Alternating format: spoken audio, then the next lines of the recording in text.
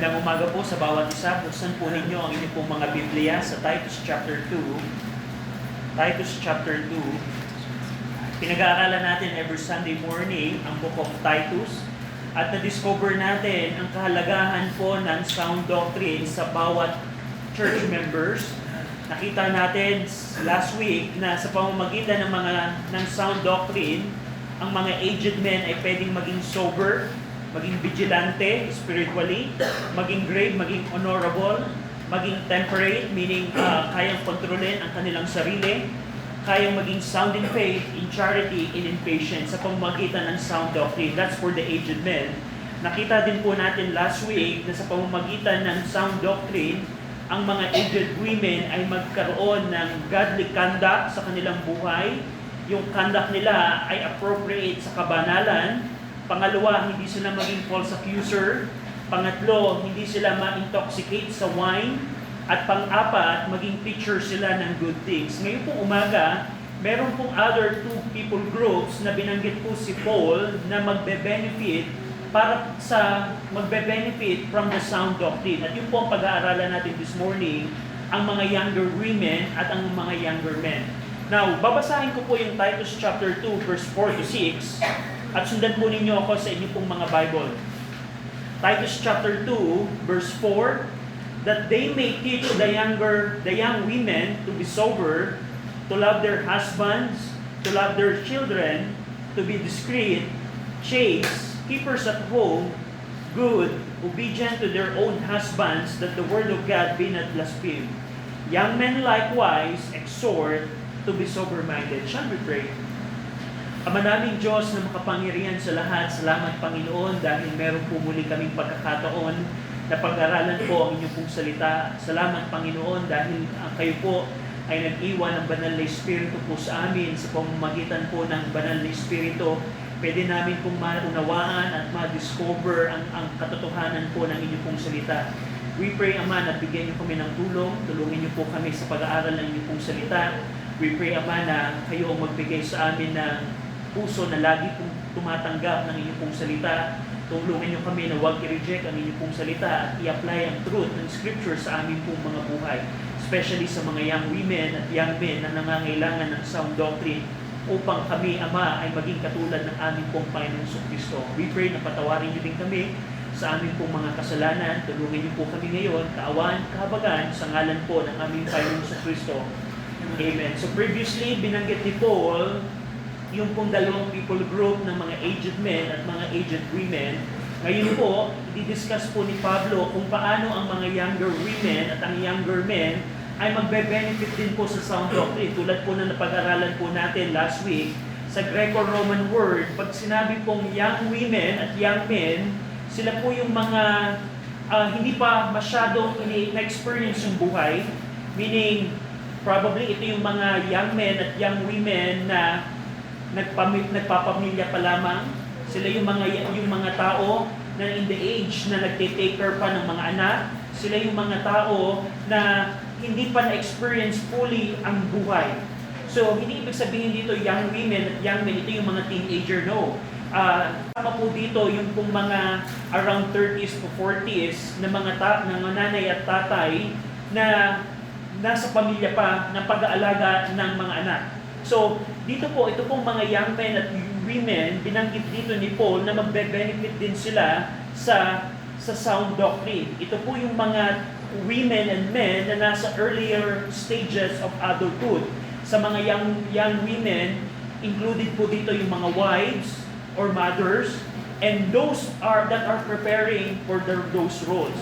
So, kung bibigyan natin ng specific age, we can say it kung hindi ka pa 50s and above, probably you are part of the younger women. So, pero hindi po yun dogmatic. Kasi malay mo naman, late na nag-asawa, late pa nag-nurture ng anak, yung nanay, kahit ikaw ay 50 or onward, you can consider biblically in a younger women. So, ang pinaka-point dito, yung experience in life. Experience in life. Yun ang tinutukoy ni Paul when he wrote younger women. At dito, binanggit ni Paul sa verse number 3, verse number 4 rather, that they may teach the younger women. So gumamit po ng conjunction na that si Pablo upang i-explain yung purpose kung bakit ang mga aged women need to be teachers of good thing. Remember in verse number 3, binanggit doon, the teachers of good thing. Ang mga aged women, kailangan nilang maging tagapagturo ng mga mabubuting bagay. Bakit? That the younger women ay maging ganito. Naunawaan po ninyo? Yep. So yung pong verse number 4, na letter na that's the conjunction, ikiniconnect po yung verse 4 sa huling bahagi ng verse number 3. So yun po yung structure po natin dito. Dito in-explain ni Paul yung phrase, by the way, yung phrase na they may teach to be sober, sa King James po makikita nyo, that they may teach to be sober, sa Greek isang word lamang po yun. Isa po itong word na nagpapakita ng literally means yung pong word, yung phrase na that they may teach to be sober, so pronisosin, ang ibig sabihin po noon ay to make sound-minded. Gawin, i-train ang isang tao na maging sound-minded, or to admonish or to train towards self-control. So, paano po tinutukoy dito ni Paul? Ang mga aged women na mananampalataya na meron silang responsibility, disenyo ng Panginoon sa kanila, na sila ang magte-train, sila yung mag-admonish upang ang mga younger women ay maging sober or magkaroon ng self-control. Question, tayo pong mga mananampalataya, kailangan ba nating matutunan ng self-control? Lahat po ng tao po, and by the way, very interesting, sa book of Titus, ilang beses pong binanggit ni Paul yung salitang sober, discreet, temperate, at lahat po ng yun ay nagpapatungkol sa self-control. That's right, yeah. Bawat isa po sa atin, hindi lamang younger women, kailangan po nating matutunan ang That's self-control. right, yes sir. Kasi kung hindi po natin alam paano kontrolin ang ating sarili, tayo po ay babagsak sa napakadami pong pagkakamali at pagkakasala. Ang bibig mo ay pwedeng magsalita ng mga hindi dapat mo sabihin bilang Kristiyano. Yung mga action mo ay makagawa ka ng mga kasalanan hindi appropriate sa iyo. At ang lahat ng yon ay nakaugat na wala kang control sa iyong sarili. At yung pagkakaroon po ng pagiging sober, yung pong word dito, sabi ni Paul, ang mga aged women ay kailangan maging teachers of good thing upang sila ang magtitrain sa mga younger women na kontrolin nila ang kanilang sarili. Sa church, yun po ang disenyo po ng Panginoon. So kung ikaw ay aged women ngayon, alam mo na ang papel mo sa church. Kung ikaw ay aged women, alam mo by the light of this scripture na ito pala ang kalooban ng Panginoon na maging influence ko sa mga younger women. Na ako magtuturo sa kanila na sa kontrolin nila ang kanilang sarili. So that the aged, that they may teach the younger women to be sober. So ito pong word na ito po ay nasa present tense, indicating an ongoing or repeated action. Hindi lamang one-time event. Hindi po ito na parang kung ang aged women ay magsasabi, okay, meron tayong one-time Sober 101 lesson this year. Hindi po ito ganito, na parang one-time event. Ito pong instruction ni Paul dito sa mga aged women, ito po ay ongoing, repeated action. Whenever you meet that person, you need to train that person, have a self-control.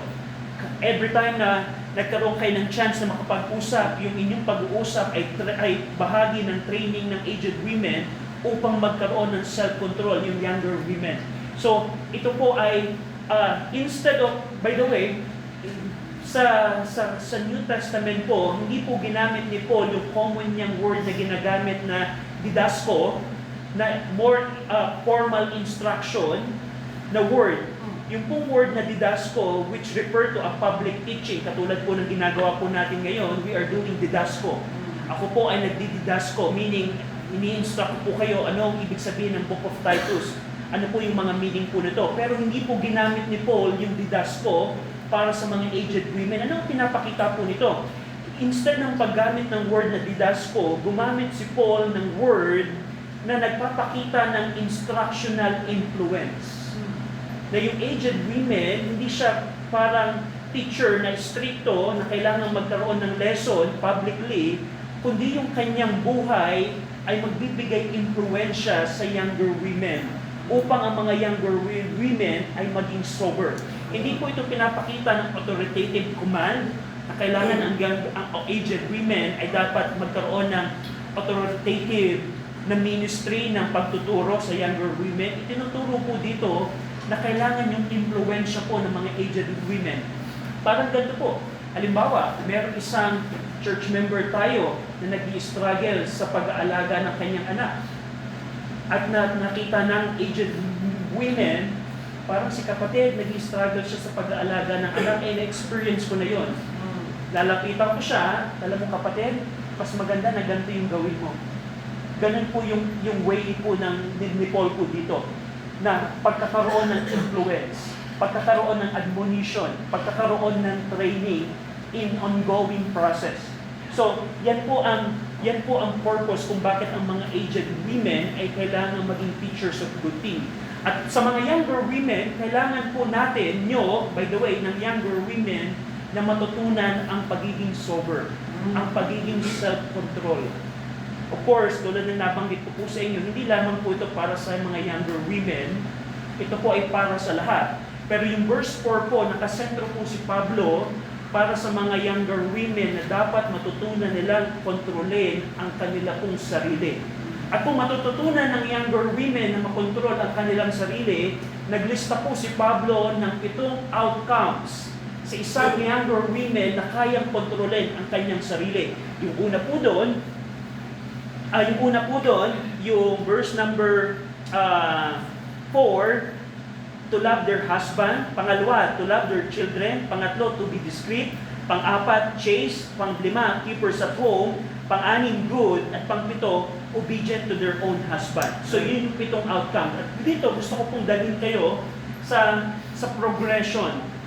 Nag-ugat ang lahat ng ito sa pagtuturo ni Titus ng sound doctrine, na a-adapt ng mga older women yung sound doctrine at natutunan nilang maging teachers of good things.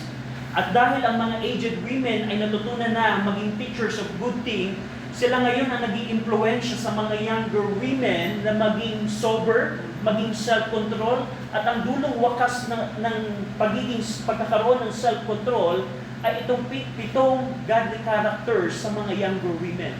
So gusto ko pong pansinin ninyo kung paano napakahalaga po ang sound doctrine. Kung paano sa pamamagitan ng ministry ni Titus ng pagtuturo ng sound doctrine, magbuugat ito sa influence sa mga older women, na magbuugat ito sa buhay ng mga younger men. At yan po ang kalagahan po ng church. Yeah. Bakit po natin pinag-aaralan ng Book of Titus?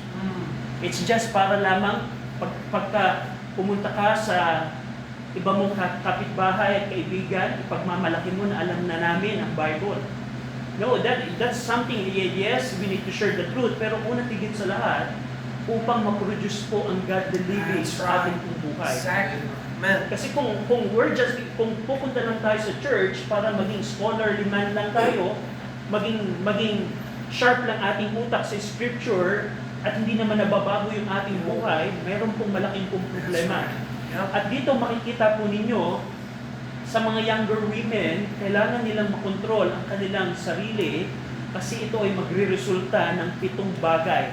Ano po yung 7 bagay na yun? Una, to love their husband. Yung pong phrase na to love their husband, ito po ay isang word lamang sa Greek na nagpapakita ng husband loving. Philandros. Husband loving. Ito po ay adjective, kung hindi ako nagkakamali, I forgot. Pero ito po isang word na nagpapakita na katangian ng isang younger women na may control ng kanyang sarili, dahil kontrolado niya ang kanyang sarili because she is a sober woman, he knows how to love her husband. At ito pong word na philandros, ito po isang compound word sa Greek. Ito po ay combination ng word na love, which is philos, at husband, which is aner. Compound word po dito. At ito pong word na love na ginamit po ni Pablo, hindi po ito katulad ng love na binanggit sa Titus 2:2. Makikita niyo po sa Titus 2:2 yung word na charity. Ang Greek word po ng word na charity po noon ay agape. And we know na yung agape po, ito po yung sacrificial love. Pero hindi po ginamit po dito ni Paul yung agape love. Ginamit niya yung word na philos. At hindi din po ginamit dito ni Paul yung love sa Greek na storge or pilostorgia na nagpapakita po ng natural affection. Na kung ikaw ay nanay, meron kang storgia sa iyong anak, meaning meron kayong natural love, natural affection. Yun po ay hindi din po yun ang ginamit dito ni Paul. Of course, hindi din po ginamit dito ni Paul yung word na eros love. Ito po yung more on romantic love or physical love between husband and wife. Hindi din po ginamit. Pero ginamit po dito ni Paul ang word na philos. Now, Brother RJ, anong klaseng love to? Anong klaseng pagmamahal ang gusto ng Diyos sa mga younger women toward their husband? Ito pong word na philos, ito po yung nagpapakita ng affection, warmth, or companionship, or devotion, or personal attachment. Yung pong word na philos, hindi ito klase ng sacrificial love na binanggit previously. Ito po yung more on nagpapakita ng relational affection or devotion ng younger women toward their husband. Ito po yung pagkakaroon ng companionship, pagkakaroon ng devotion, pagkakaroon ng relational affection ng younger women sa husband. At ito pong godly character na ito po this godly character na pagiging husband-loving, these godly characters that younger women must have describe a cultivated disposition po ng affection, na pagpapakita mo ng affection toward your husband or pagkakaroon mo ng loyal devotion toward your husband, na ito ay nagmumula kung meron kang control sa iyong sarili, younger women. So, unang katangian na pwedeng i-produce ng isang younger women kung meron siyang control sa kanyang sarili, ay magkaroon siya ng klase ng pagmamahal na nagpapakita ng loyal devotion or affection toward her husband. That's number one. Pangalawa po, na outcome, kung merong self-control ang women, the younger women ought to love their children. Napansin niyo po yun sa verse number 4, that they may teach the younger women to be sober. Unang katangian, to love their husband. Pangalawa, to love their children. Ito po ay isa din pong Greek word sa Greek na nagpapakita po ng child loving. Child loving. Ito din po ay isang compound word, pinagdugsong po muli ni Paul yung philos love, katulad ng love na dapat meron ang wife sa husband, at ito din po ay pagmamahal na dapat meron ng younger women, hindi lang sa husband, kundi dapat meron din siya sa mga anak. Philos love, affection, devotion, or loyal devotion. At dito po, nung time po ni Pablo, during the Greco-Roman world, ang mga anak po ay tinatrato po ng mga tao na parang liability, na parang asset. Kasi tingnan niyo po, kung ikaw ay maraming anak, that's an asset. At the same time, kung marami kang anak, it's kind of liability din, na parang pasanin po. Pero ina-exhort dito ni Paul ang mga younger women na dapat hindi ganun ang iyong isipan. Kung ikaw ay younger women, huwag mong tatratuhin ng iyong anak ay liability. Instead, magkaroon ka ng loyal devotion sa iyong mga anak. Magkaroon ka ng affection sa iyong mga anak. At ang Pilipinas po, hindi po tayo naiiba sa Greco-Roman world. Tingnan po ninyo, ang marami pong nanay ngayon ang wala na po sa tahanan. Bakit po? Because pinapakita nito na wala siyang philos love, affection, or devotion sa kanilang mga anak. Pero kung ikaw ay younger women na alam ang truth at mananampalataya ka, kalooban ng Panginoon na magkaroon ka ng affection or devotion, hindi lang sa iyong husband, kundi sa iyong mga anak. Sa iyong mga anak. So kung may self-control, ito pong maternal love na ito ay napuproduce sa isang younger women kung meron siyang self-control. Pangatlo, na pwedeng i-produce kung merong self-control ang younger women, to be discreet. To be discreet. Ito pong word na discreet, ito po ay same word ng temperate na binanggit sa mga aged men. Verse number 2, At ito din po ang same word na binanggit sa qualification ng pastor sa chapter number 1, yung pong word na sober. So anong pinapakita po dito ng word na discreet? Ito pong word na discreet ay self-control or discipline na kaya mong kontrolin ang pleasure or desire mo.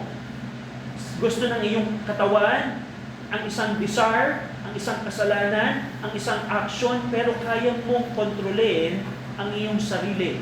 That's the word discreet mean. Pagiging self-control. Ang isang discreet women po, ang isang discreet women is one whose decision and conduct are shaped by the Word of God or by the wisdom na instead na ang emosyon mo, ang impulses mo ang magpokontrol sa'yo, dapat ang Word of God ang magpokontrol sa'yo. At di ba, maraming tao po ngayon na mas kontrolado sila ng kanilang emosyon kaysa ang katotohanan ng salita ng Panginoon. At kung ikaw ay younger women na mananampalataya ka, dapat matutunan mo na hindi ka magpakontrol sa emosyon mo, hindi ka magpakontrol sa katawan mo, sa pleasure mo, instead na yung wisdom ng Word of God ang magpokontrol ng iyong buhay. Yan po ang pagiging discreet. Pagiging discreet. Pang-apat, the younger women ought to be chaste. Napansin niyo po, to be discreet, chaste. Verse number 5, chaste. Pag sinabi pong chaste, it means pure, or morally clean, or undefiled. Ito po yung nagpapakita ng purity of conduct. Marami pong kababaihan ngayon na pag tinignan nyo ang social media, they are not chaste. They are not pure. Yep. Pag tinignan nyo kung paano magsalita ang babae, wait, that girl is not chaste. That person is not pure. At ito pong pagiging chaste, ito po ay naka-attach sa yung manner of life. Paano ka manamit, paano ka magsalita, paano ka mag-behave, doon makikita kung ikaw ba ay chaste. At kung ikaw ay younger women na mananampalataya na at church member ka, kalooban ng Panginoon na magkaroon ka ng character na maging chaste or undefiled. Ito po yung purity of conduct that's not merely external. Ibig sabihin, kailangan, pag ang isang tao ba, Brother RJ, ay napakagandang manamit, ibig sabihin siya ay chaste na? No. Yung pagiging chaste po, ito po yung nagbuugat sa puso na lumalabas sa kanyang panlabas. That's right. At we know the teaching of Christ, kung ano ang nasa puso mo, yun ang lumalabas sa tao. At yung pagiging chaste po, hindi lamang ito external, kundi katangian to ng isang babae sa kanyang puso, na siya ay pure sa kanyang puso, kaya yun ang lumalabas sa kanyang external conduct. Na naunawaan po ninyo, hindi ibig sabihin ito na dapat meron akong set of rules ng damit, may set of rules ako ng pagsasalita. No. Ito ang condition po ng puso ng isang babae. That's right. At kalooban ng Panginoon, kung ikaw ay younger women, na maging chaste ka, or pure, or undefiled. That's number 4. Number 5, keepers at home. Keepers at home. Ito pong phrase na keeper at home, isa po itong Greek word lang din sa Greek, isang word to sa Greek, na ibig sabihin po nito, literally, is workers at home. Workers at home. Ine-emphasize po nito ng word na ito, yung diligence, yung responsibility, and faithfulness ng younger women in managing the household. Ito pong pagiging keepers at home, ipinapakita nito kung paano ang isang younger women, faithful and diligent siya sa pagmamanage ng kanyang household. Pag-guide ng kanyang household. At hindi po ibig sabihin nito, don't get me wrong, this does not imply isolation or insignificance. Kasi ang society po natin ginagalawan ngayon, pagka nakita na, ay, sa bahay ka lang, housewife ka lang, ang society po natin ay pinapakita na you're isolated, you're insignificant. No. At kung titingnan po ninyo ang scripture, napakaganda po ang disenyo ng Diyos sa mga wife. If you check Proverbs 31, you have insight there kung paano yung praise ng isang virtuous woman who is fulfilling yung duty ng managing the household. Managing the household. Ipinapakita po nito yung pagkakaroon ng purposeful stewardship. Hindi ito pinapakita na isolated ang women sa tahanan, katulad ng society, na binabanggit ng society, pero ipinapakita po nito yung pamumuno or pag-i-steward ng women, ng wife, sa kanyang tahanan. Ipinapakita po nito na ang women, ang kanyang primary sphere of responsibility is at home. Ang primary sphere, sa disenyo po ng Panginoon, ang primary sphere of responsibility po ng women ay ang tahanan. Ang tahanan, ang managing po ng tahanan. Ito po ay opposite. Tingnan niyo po, go over in 1 Timothy.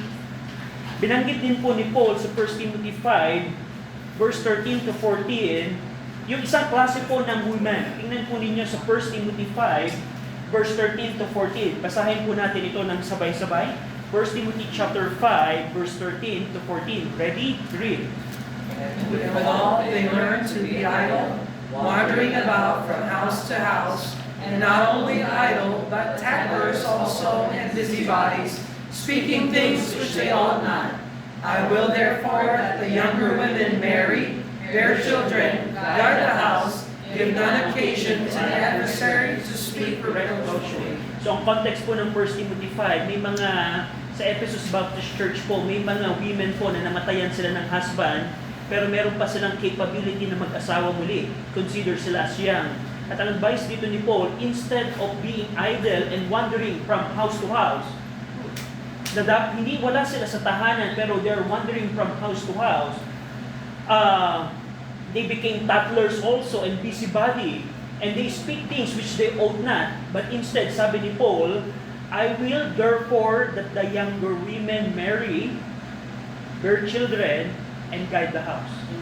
The guide the house, yung pong guiding of house, ito po yung nagpapakita sa leadership po ng women and management ng women sa kanya pong household.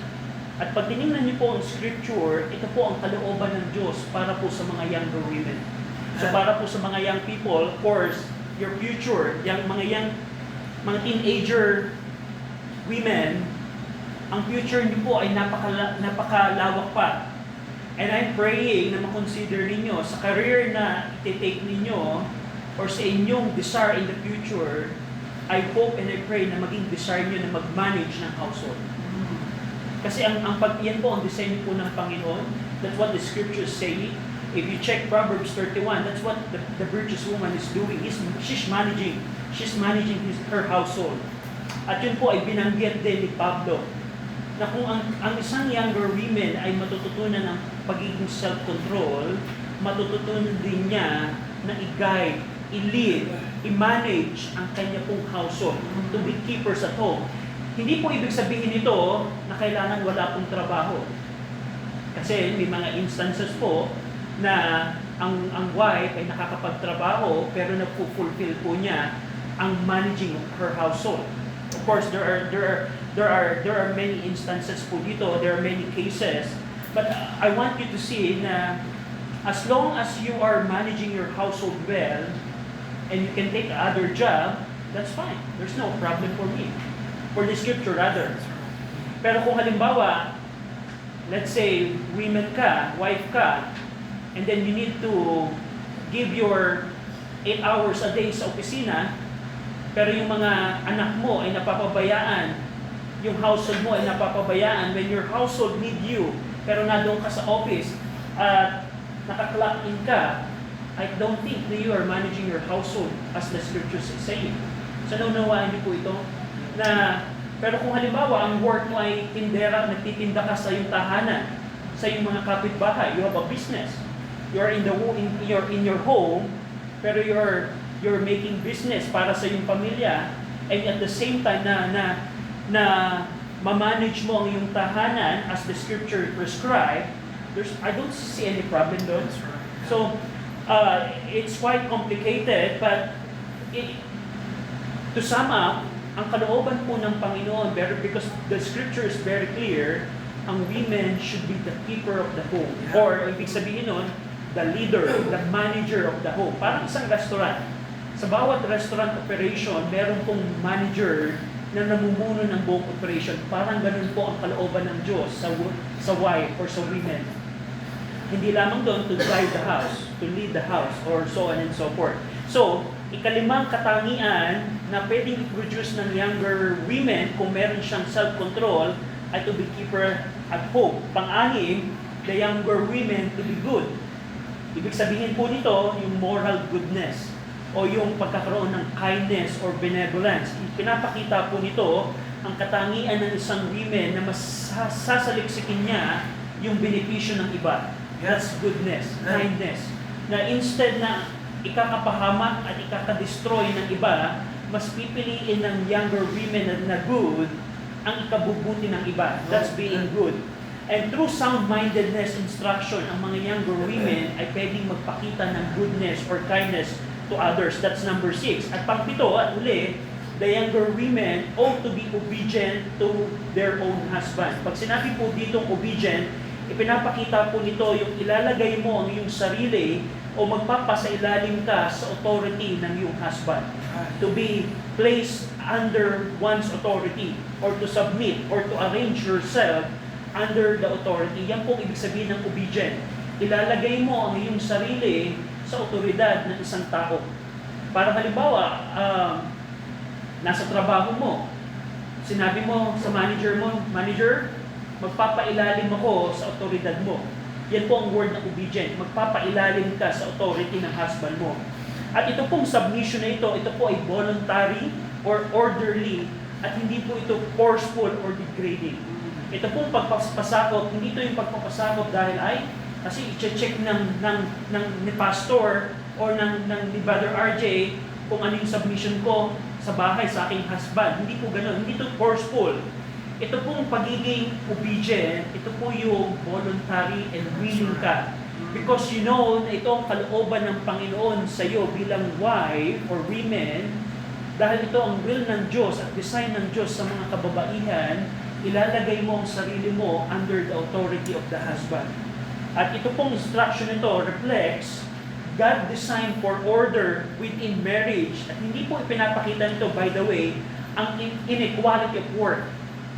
Sa tahanan po, mahalaga po ang tatay at mahalaga din po ang nanay. That's right. Sa disenyo po ng Diyos, si Eva po ay kasing kahalaga ni Adan. Hindi po mas mahalaga ang lalaki kaysa sa babae. Kundi ipinapakita po nito ang disenyo po ng Diyos.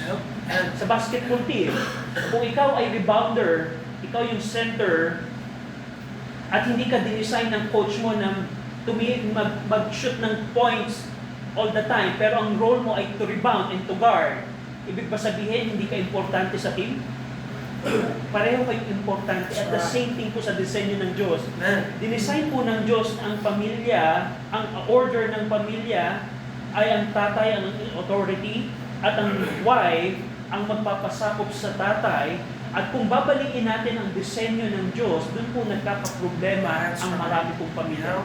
I'm convinced right now many Filipino families are destroyed because they don't know the design of God, and pangalawa, kung alam naman nila yon, they don't abide to the design of Panginoon. Pero kung ikaw ay church member at nalalaman mo ang katotohanan ng Word of God, you have the responsibility to say amen to the Word of God, right. to accept and receive the Word of God, and to apply it in your life so that hindi ka ma-destroy. Yan po ang ikapito. Kasi kinunclude ni Paul yung verse number 5, kung ang younger women ay hindi magpapasubmit sa authority ng husband, meron po itong purpose or resulta. Tingnan niyo po, verse number 5, that the word of God be not blasphemed. Kailangan nyo, younger women, i-arrange ninyo ang inyong sarili sa authority ng husband, kasi kung hindi, ang word of God ay pwedeng mag-blaspheme. Pag sinabi pong blaspheme, yung pwedeng pagsalitaan ng masama ang word of God. Ito po yung not to be spoken against or not to be dishonored. Ibig sabihin, kung ako, younger women, at ako ay hindi magpapasakop sa authority ng aking husband, at ikaw ay mananampalataya, merong possibility na ang unbeliever ay mag-speak against the word of God. Mabablaspheme ang word of God through your action. That's what the scriptures say here. Through the action of the wife or the younger women toward your submission to the husband, pwedeng mablaspheme ang word of God. And that's something that we don't need to, we don't want to happen. Dito po pinapakita na yung daily conduct ng younger women either adorn or dishonor the divine truth. Pag nakikita halimbawa ng society mo na ikaw ay wife at nagpapasakop ka sa disenyo ng Diyos, ang Word of God ay na-exalt. That's right. Pero kung in reverse or in opposite, kung ikaw ay tumatanggis at hindi pinufulfill ang design ng Diyos sa tahanan, ang Word of God ay nadi-dishonor. So that's something what the scriptures say here. So ito pong pitong ito po yung pitong katangian. Kung ang younger women would only learn to control themselves, pwede silang magkaroon ng pitong katangian. At sino ang magtuturo, by the way, again, sa mga younger women, makontrol ang kanilang sarili? Ang mga older women. At kung ang older women ay teachers of good things, that's I like that characteristic, teachers of good things. Na si nanay na ganito ang nagtuturo kay ganito, that's something na pag nakita mo yun sa church, na gano'n ang ministry ng mga older women. Usually sa mga churches, ang mga older women na na lang, display na lang. Pero hindi pala gano'n. That's right. Ang older women, napakalaki pala ng impact ng older women. Exactly. So just imagine that kung ikaw ay older women right now at kung darating yung time na maging older women ka at alam mo ang kalooban ng Panginoon, hindi ba nakakatuwa na yung si kapatid na ganito ay naging keeper at home kasi na-train ko siya na maging keeper at home. And pagdating ng judgment seat of Christ, I believe God will reward you because Amen. the Lord, That's right. that's the design, that's the will of God. Now, sa mga younger men, siguro, amen, yung mga younger men, kasi isang verse lamang dito ang makikita nyo. Parang, we don't know those things. We don't need those things. That's only for the women. No. Gusto ko kung pansinin ninyo, young men likewise. Likewise. Exactly. So, ibig sabihin, kung nagbigay si Paul ng 7 sa mga younger women, That's right. Paul said, likewise. That's it. Ibig sabihin, tayo mga younger men, hindi natin kailangan maging chaste? Hindi ba natin kailangan maging good? Hindi ba natin kailangan maging discreet or so on and so forth? Paul said, younger men, likewise. So kung ano ang magandang katangian na sinabi ni Paul para sa mga younger women, mas unang higit sa lahat, younger men, applicable dito sa atin. Pero dito, contextually or sa grammar, nag-issue si Paul ng another command kay Titus. Si Titus po ang inuutosan po dito. Titus, I want you to exhort the I want you to exhort the younger men to be sober-minded. So napansin niyo kung gaano kahalaga na maging sober or magkaroon ng self-control. Pinapakita po dito ni Paul na younger men, ang younger men, ito po yung point of time na we are vulnerable sa mga impulsiveness and lack of restraint. Ang age po ng younger men, ito po ay prone na gumawa ng action na hindi niya kayang kontrolin. Magsalita na hindi niya kayang kontrolin ang kanyang sinasalita. Kaya sinabi ni Paul kay Titus, I want you to exhort the younger men. Kung ang mga younger women, ang mga older women na magtuturo sa kanila, ikaw Titus, ang inuutusan ko na i-exhort mo sila. Pag sinabi kong exhort, ito po yung may idea na aapila ka, or to urge, or to appeal, or to come alongside with encouragement. Na parang, hindi ito parang pipilitin mo ang younger women, kundi parang i-exhort mo siya na parang kapatid, parang maganda sana na kinontrol mo ang sarili mo sa gantong pagkakataon. Ito yung way ng parang admonition, hindi ito katulad ng rebuke na talagang batok pag nagkakasala ang church member, kundi ito yung parang himas na way ng pagtatama. So, ito pong command na ito, even ito ay concise or short, ito po ay nagpapakita ng comprehensive command concerning young men. Bakit po? Kasi tulad po ng nabanggit ko po sa inyo, kung hindi natin po kayang kontrolin ang ating sarili, madami po tayong maling pwedeng gawin. That's right. Madami po tayong salita na dapat hindi natin binabanggit ay atin pong nasasalita. Ine-emphasize po ng pagiging sober-minded, yung pong disiplinado sa pag-iisip na kayang kontrolin ang iyong sarili. Tanong sa mga younger men, do you have the disciplined thinking? Halimbawa, nagdadrive ka, and then suddenly merong nanalbahing driver sa harapan mo. How are you going to handle that situation? Ikaw ba ay sisigaw na lamang doon? How are you going to handle that situation? Halimbawa, merong disappointment sa trabaho, may disappointment sa tahanan. How are you going to react? Ito pong pagiging sober-minded, ito po yung kaya niyong kontrolin ang kanyang iniisip. Wait, what should I do here? What the scripture is telling here in this situation. Wait, I'll think first. At pagkatapos niyang mag-isip, napokontrol ng kanyang pag-iisip kung ano ang dapat niyang gawin. That's pagiging sober-minded. What a characteristic na dapat ang mga younger men ay dapat magkaroon. At ito pong command na ito ay ina-address dito ni Paul ang root issue ng mga younger men, yung pagkakaroon ng sound-mindedness that restrain passion. Kung gusto ng sarili mo na ang isang kasalanan, kaya mong kontrolin ang iyong sarili. Yung sound-mindedness also, it governs desires, it reduces wisdom in decision-making. Tanong, bilang challenge sa mga younger men, kapag ba ikaw ay gumagawa ng action or nagsasalita ka, binabase mo ba ang iyong action at iyong salita sa truth ng Scripture? That's as being sound-minded. That's good. Yeah. Na pag may isang action or merong sitwasyon sa tahanan, merong sitwasyon sa trabaho, merong sitwasyon sa public place, nire-recall mo ba sa iyong isipan, ano ba ang dapat kong gawin based sa Scripture? Kung ganan ang iyong thinking, you have a sound mind. You have a sound mind. That's good. Pero kung ikaw, magsasalita at maggagawa ka ng action dahil sa emosyon mo at sa galit mo or sa kalungkutan mo at sa depression mo, you are not a sound mind. That's right. So that's a characteristic that we need to have. That's good. So, tulad ng nabanggit ko po, while the other groups receive multiple characteristic na dapat mabanggit, yung pong mga young men receive a one foundational command.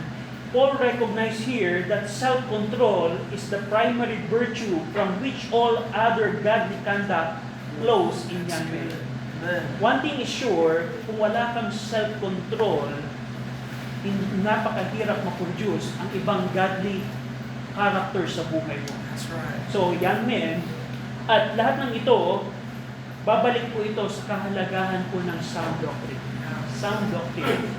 Kung ikaw, church member, faithful ka sa church, kung ang church ay faithful na nagtuturo ng sound doctrine, at ang church member ay faithful na umaattend sa church, at tinatanggap niya ang teaching ng Word of God, pagka nagkaroon ng sitwasyon, marirecall niya ang teaching ng Word of God na magpo-form sa kanya ng sound-mindedness. Nakuha niyo po ba yun? Yes. Kung ang church ay faithful sa pagtuturo ng sound doctrine at ikaw na maupo dyan at nililista mo, tinatandaan mo at tinatanggap mo ang sound doctrine, pag dumating yung pagkakataon, hindi na emosyon mo ang magkocontrol sa'yo. Hindi na yung galit ang magkocontrol sa'yo. Hindi na yung lungkot ang magkocontrol sa'yo. Hindi yung depression ang magkocontrol sa'yo. Kundi yung sound doctrine na yung tinanggap. Ano nga ba yung scripture natin dito? Yeah. Kung halimbawa, binuli ka sa trabaho. Can you recall a verse that tells what the proper things to do? Kung hindi, kung ikaw ay hindi trained sa Word of God, bubulihin mo din yung kapitbahay mo na nagbuli sa'yo or katrabaho mo na nagbuli sa'yo. Halimbawa, yung kapitbahay mo, out of nowhere, pinagisang ka ng isang pile ng basura. Kung ikaw ay kontrolado ng emosyon mo at galit mo, tatapunan mo din siya ng mas maraming basura. Pero kung ikaw ay alam ang sound doctrine, ano nga ba yung teaching ng Scripture about this?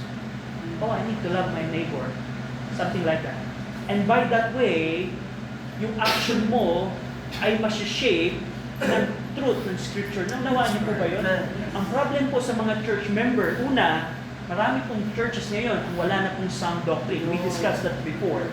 Pag tinignan po ninyo ang mga church member ng ganong klaseng church, they don't have self-control. They don't love their husband. They don't love their children. They're not strict. They're not good. And so forth. Pero kung ikaw ay nasa church na faithfully nagpipreach ng sound doctrine, bilang church member, ang attitude mo ay dapat, una, huwag mong i-forsake ang assembly. Kasi, by attending the church, you're going to hear the sound doctrine, and by that way, mababago ang pag-iisip mo. Magkakaroon ka ng control sa iyong sarili. At hindi lamang doon, kailangan mo itong tanggapin. Now, what the Scripture na napakinggan ko, tama to. Gusto kong ma-shape ang aking thinking by what I've heard. What I heard. At napakaganda po. Ang Christianity po, the Christian life that we have is very simple. It's very simple. Kung kayo ay nakukomplikaduhan sa Christian life na meron tayo, there's something na hindi mo pa nauunawaan sa Scripture. Pero kung ikaw, nakita mo ang kalooban ng Panginoon, I need to go to church because I want to know the Bible so that if may situation na dumating sa aking buhay, I know what to do. That means a sound mind person. What a blessing. Tayo po lahat ay mag-pray. Ama namin Diyos, salamat sa Word of God na aming pong pinakinggan. Salamat Ama dahil ipinakita niyo po sa amin ang kalooban po ninyo. Hindi lamang sa mga younger women and men, kundi para po sa lahat po ng mga mananampalataya. We pray na tulungan niyo kami na magkaroon ng self-control. In Jesus' name we pray, Amen.